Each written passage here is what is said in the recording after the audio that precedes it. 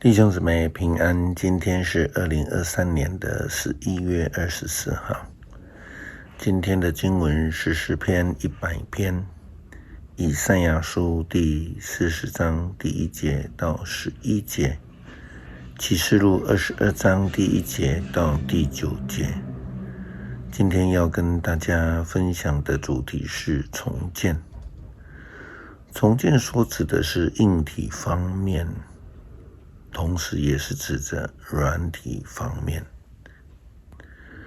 今年2023年三峡教会的年度主题是归零，那是因为教会正面对着礼拜堂的硬体重建的开始，所以我们要先从硬体的拆除开始提起。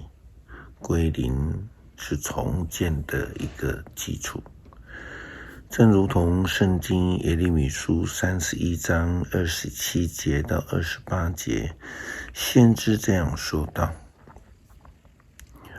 我上主说，时候将到，我要使以色列和犹大的土地人口密布，牲畜繁殖。我曾经谨慎地向他们做根除、拆毁、推翻、破坏和消灭的工作，我也照样的要谨慎地向他们做栽培、建立的工作。耶利米先知针对上帝子民提出了这样的预言：上帝要做根除、拆毁、推翻、破坏以及消灭的工作，但这一些都不是上帝的目的。上帝的目的是要做栽培以及重建的工作，所以重建是上帝拯救的重要工作以及目标。耶稣基督降世不是为了要毁灭，而是为了要拯救。以赛亚先知受上帝的呼召以及差遣，他对以色列人提到希望的话，我们的上帝说：你们要安慰我的子民，要安慰他们，要鼓励耶路撒冷的人民，告诉他们，他们的苦难已经够了，他们的罪已经蒙宽赦了，我上主已经彻底惩罚了他们的罪。上帝差遣仆人宣告，要给以色列人赐下救恩，要让违抗主旨意的以色列人能够在听到先知之言之后回心转意。这是因为上帝的怜悯与慈爱。先知以赛亚继续这样说道：有一个声音喊说，要在荒野上为上主预备道路，要在沙漠为我们的上帝开辟道路。每一山谷都要填满，大小山冈都要削平，高低不平之地要成为平坦，崎岖的地面要成为平原。那时候上帝的荣耀要显示出来，全人类都要看见。上主这样宣布了。有一声音喊说，去报消息。我问，报什么消息？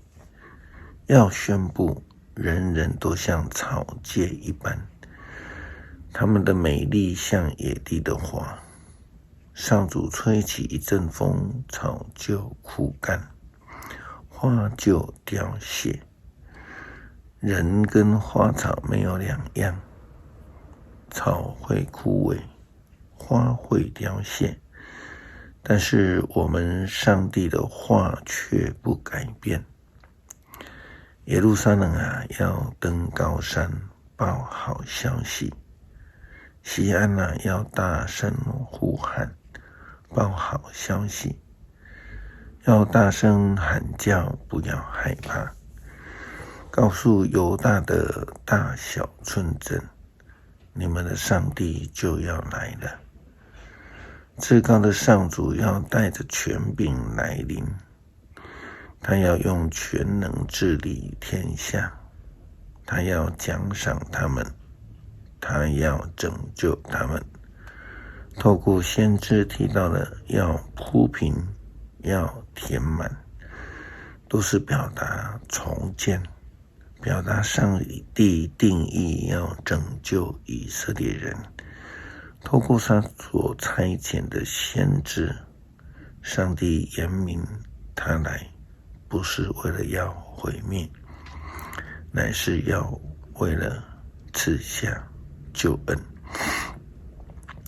接续这几天新约圣经的经文，今天的经文启示录22章第1节到第9节，谈到了重建伊甸园的预言。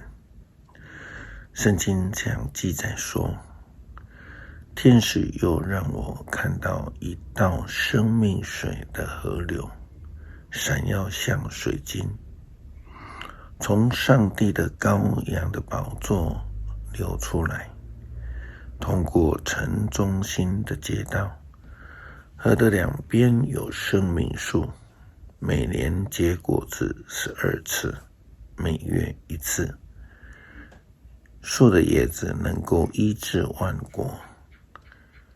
城里不再有上帝所咒诅的事，上帝和羔羊的宝座要在这城里，他的仆人要敬拜他，他们要朝见上帝，而他的名要写在他们的额上。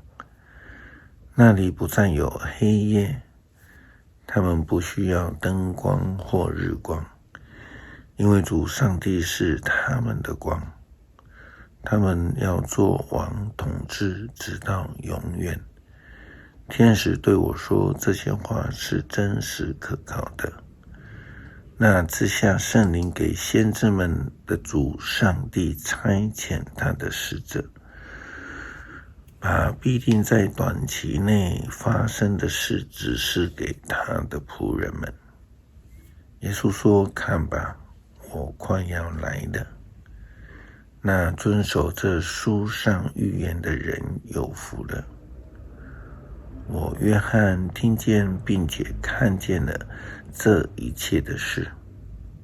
我听见看见之后，俯伏在这指示我这些事的天使脚前要拜他。但是他对我说，千万不可这样，我和你以及你的同道们，就是那一些先知和所有遵守这书上话的，都同样是仆人。你应该敬拜上帝。上帝透过历代的众先知，上帝自己所兴起的仆人们，上帝来引导以色列人以及基督徒。上帝要让那一些远离的人们领受他已经所赐下的光，也赐下了重建生命的旨意，让所有因为上帝怜悯救恩的人们能够将过去完完全全的丢弃，让上帝来重建我们的生命。哥林多后书5章17节这样说道，若有人在基督里，他就是新造的人，旧事已过，一切都变成新的了。基督徒的生命重建是上帝救恩的目标及对象。是拆毁而重建的过程，是重建，是重新得力的一个重要方向。诗篇100篇，普天下要向上主欢呼，要欢欢喜喜地敬拜他，要唱赞美诗歌，到他面前，要知道上主是上帝，他创造了我们，我们属于他，我们是他的子民，是他牧养的羊群。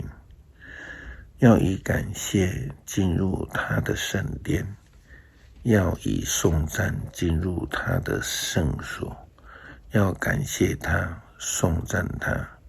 上主至善，他的慈爱永恒，他的信实万代长存。